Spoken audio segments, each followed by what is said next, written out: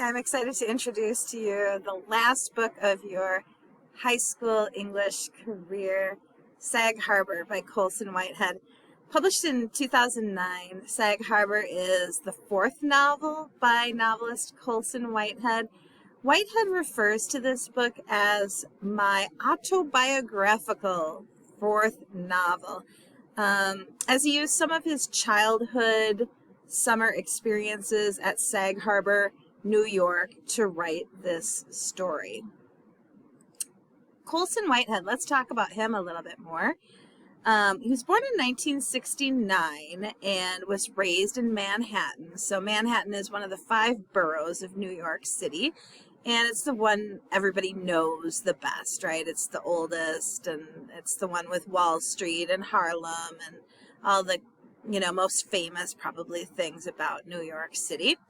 After graduating from Harvard College, he started working at the Village Voice, where he wrote reviews of television, books, and music. His first novel was published in 1999 to widespread acclaim. It was called The Illusionist. And then he wrote John Henry Days in 2001. Which was an investigation about of the steel driving man of American folklore. He wrote Colossus of New York, which is a book of essays, so not a novel, nonfiction, about the city of New York. And it was published in 2003. It was also a New York Times notable book of the year. Whitehead next published Apex Hides the Hurt in 2006, and then Sag Harbor in 2009, a novel about teenagers hanging out in Sag Harbor, Long Island during the summer of 1985. It was a finalist to the PEN/Faulkner Award and the Hurston Wright Legacy Award. 2011, he published his zombie novel, which was Zone 1, post-apocalyptic America, where people try to survive after a virus has turned some humans into zombies. It was a New York Times bestseller. He also wrote The Noble Hustler in 2000, or The Noble Hustle, I should say, in 2011, a nonfiction account of World Series of Poker, the World Series was 2011. The book was published in 2014. And then he published The Underground Railroad. And this is maybe, if you've heard of him, this is maybe what you heard about him or why you've heard of him. This was published in the summer of 2016. It won the Pulitzer Prize, the National Book Award, and the Carnegie Medal for Fiction, and was a #1 New York Times bestseller. So it's one of those books that did really well, both in terms of critical and popular cultural acclaim. And it deals with, it's kind of a reimagined version of the Underground Railroad, where slaves were escaping to the north to find freedom. And in this version of the Underground Railroad, there is an actual physical railroad that is underground. And it's a great book. I hesitated to teach that book because of the content. I feel like we could read something besides a book about slavery by Colson Whitehead. After Underground Railroad, he wrote The Nickel Boys. And The Nickel Boys is a novel inspired by the Arthur G. Dozier School for Boys in Florida. It also won the Pulitzer Prize, the Kirkus Prize, and the overall prize for political fiction. He wrote Harlem Shuffle, the first book in what he's calling the Harlem Trilogy, in 2021. And the second installment of this Harlem Trilogy, the Crook Manifesto, is coming out soon, 2023.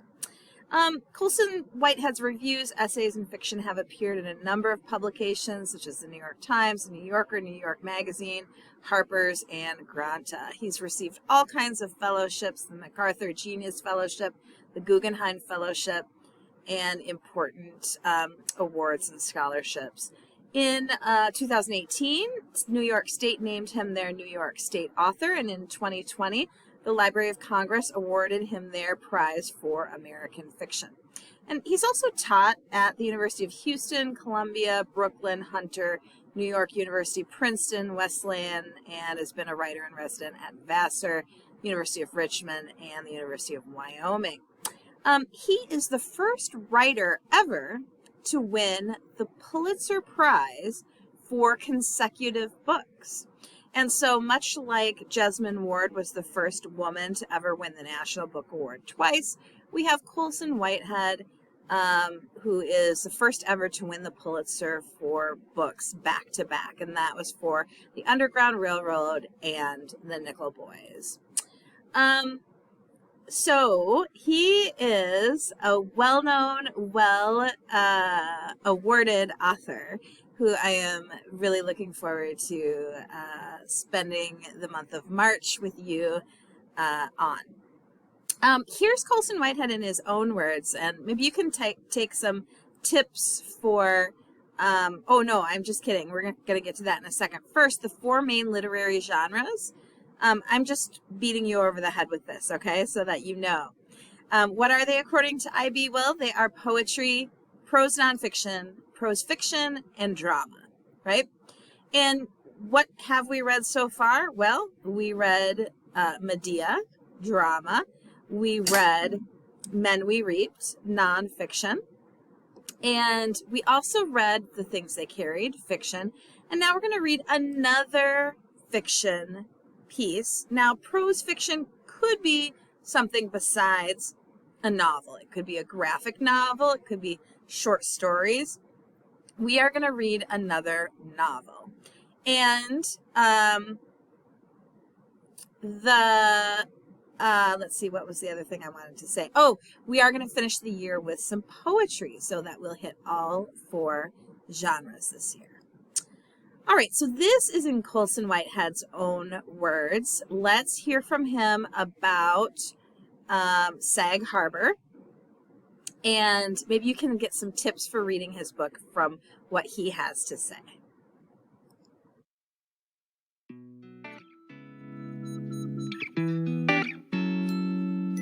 I'm Colson, and we're here in Sag Harbor. That's Sag Harbor Bay over there.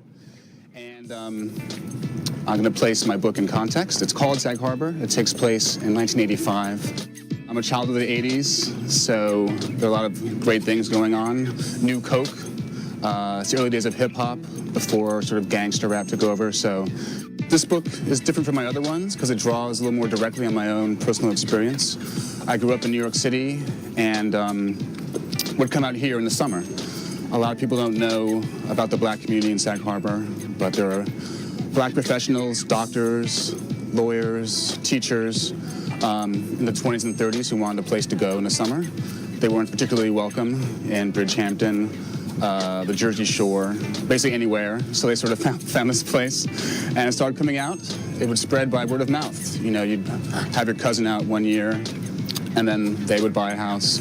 They'd have more people out. Soon you have a community.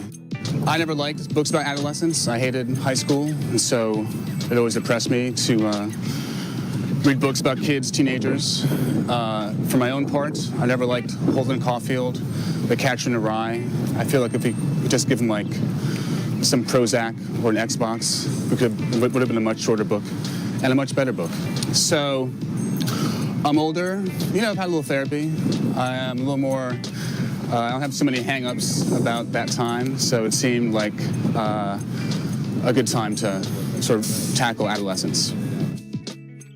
So the setup is basically that these kids from New York City come out to Sag Harbor in the summer. The way it actually worked, it sounds strange, but the parents would stay in the city Monday through Friday working, and only come out on weekends, leaving the sort of boys to themselves. Luckily, they were nerds, so there wasn't a lot of like shenanigans. Looking back, it was a missed opportunity. but that's just the way it went down. Not a lot happens. It's really sort of a slice of life. I think when you think about what happens realistically in the summer, you're only like 1% smarter by Labor Day than you were Memorial Day. So there's no like dead body they find like in Stand By Me. There's not like a lynching and the KKK is chasing them through the Hamptons. It's really just an attempt to capture how people really spend their summers, which is a lot of tedium, a few insights, but not much to show for it. One of the things I've discovered now the book is done and people are reading it is that people are really connecting and responding to the depiction of 80s culture, 80s crap culture. So that's been a real sort of fun thing to do. With my book about elevator inspectors, or John Henry, I had to invent subcultures for people, and that was fun. But it was a lot of fun to do this sort of personal archaeology about the 80s. The 70s were probably worse, I'm not sure, but I think the 80s are a close second in terms of recent horrible decades. So it's been a real joy to see people respond to this reintroduction of crappy 80s culture. So it's a portrait of a time and place, a bygone time and place. Everything's changed. Back then, if you wanted to see a naked person, you had to stay up late till 1 a.m. and watch Cinemax. This generation, these kids coming up today, they just go on the internet and it's all at their fingertips. It was the 80s. Life was harder.